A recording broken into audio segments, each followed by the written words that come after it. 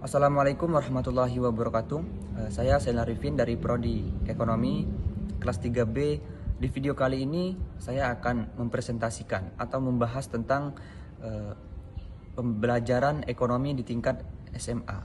Nah, untuk lengkapnya nanti saya akan memberikan atau seperti PPT. Di situ saya akan menjelaskan satu persatu. Nah, yang pertama ini teman-teman entry behavior. Nah, yang pertama, sumber daya ekonomi, yaitu produksi dan menjelaskan 3 jenis sumber daya ekonomi utama beserta peran kritis dalam masing-masing dalam proses produksi. Dan yang kedua, prinsip permintaan dan penawaran. Mengapa kurva permintaan memiliki hukum yang menurun dan bagaimana perubahan dalam faktor-faktor tertentu dapat mempengaruhi jumlah barang yang diminta. Dan yang ketiga, indeks harga konsumen atau bisa disebut dengan IHK. Menjelaskan apa yang dimaksud dengan indeks harga konsumen dan berikan contoh situasi di mana kenaikan IHK dapat mempengaruhi keputusan konsumen. Dan yang keempat, PDB dan pertumbuhan ekonomi. Gambarkan hubungan antara produk domestik bruto atau bisa disebut dengan PDB dan pertumbuhan ekonomi, serta dapat menjelaskan faktor-faktor yang mendukung atau yang menghambat suatu ekonomi negara. Dan yang kelima, efisiensi dan distribusi pendapatan. Bagaimana prinsip efisiensi dan distribusi pendapatan itu berperan dalam kinerja ekonomi suatu negara. Menjelaskan dengan memberikan contoh yang konkret.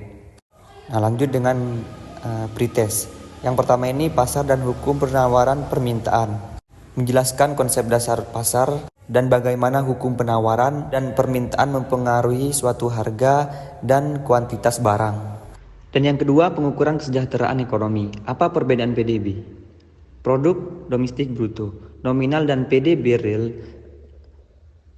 Tanda tanya, berikan contoh situasi di mana PDB real lebih informatif daripada nominal PDB. Seperti itu.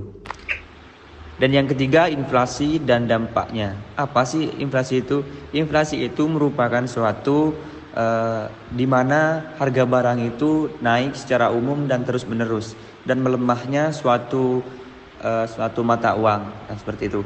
Nah, pertanyaan saya, definisikan inflasi dan berikan 2 dampak negatif dan 2 dampak positif dari tingkat inflasi yang tinggi.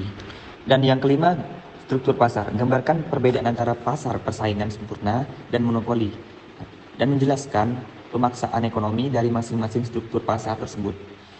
Peran pemerintah dalam ekonomi. Diskusikan 3 peran utama pemerintah dalam perekonomian dan berikan contoh kebijakan yang dapat diterapkan untuk mencapai tujuan-tujuan tersebut. Selanjutnya yaitu post-test. Dan yang pertama, globalisasi ekonomi.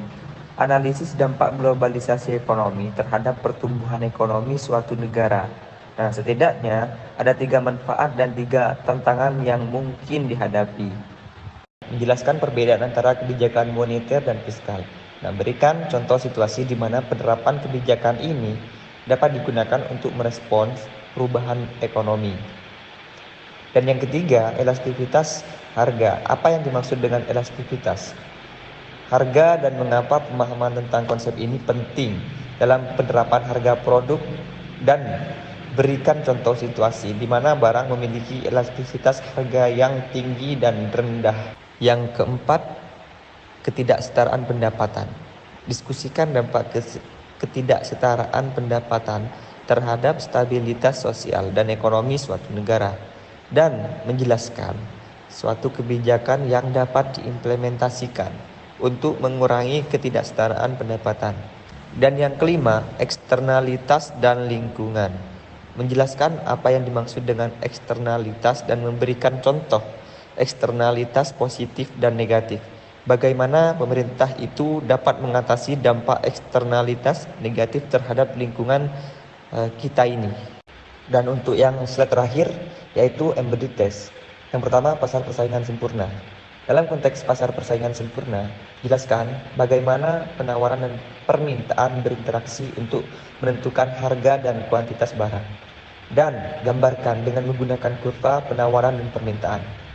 Dan yang kedua, indeks harga konsumen atau bisa disebut IHK.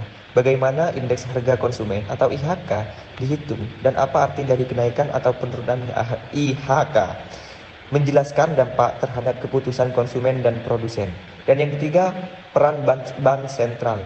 Menjelaskan peran bank sentral dalam mengendalikan pasokan uang dan suku bunga. Dan bagaimana kebijakan moneter bank sentral dapat mempengaruhi aktivitas perekonomian. Dan yang keempat, elastisitas pendapatan dan barang normal atau inferior. Menjelaskan konsep elastisitas pendapatan dan memberikan contoh barang normal dan inferior. Bagaimana perubahan pendapatan dapat mempengaruhi permintaan terhadap kedua jenis barang tersebut. Dan yang kelima, keseimbangan anggaran. Gambarkan keseimbangan anggaran dan jelaskan dampak terhadap perekonomian, bagaimana kebijakan fiskal dapat digunakan untuk mencapai. Cukup sekian yang bisa saya jelaskan di materi di tingkat SMA tentang ekonomi.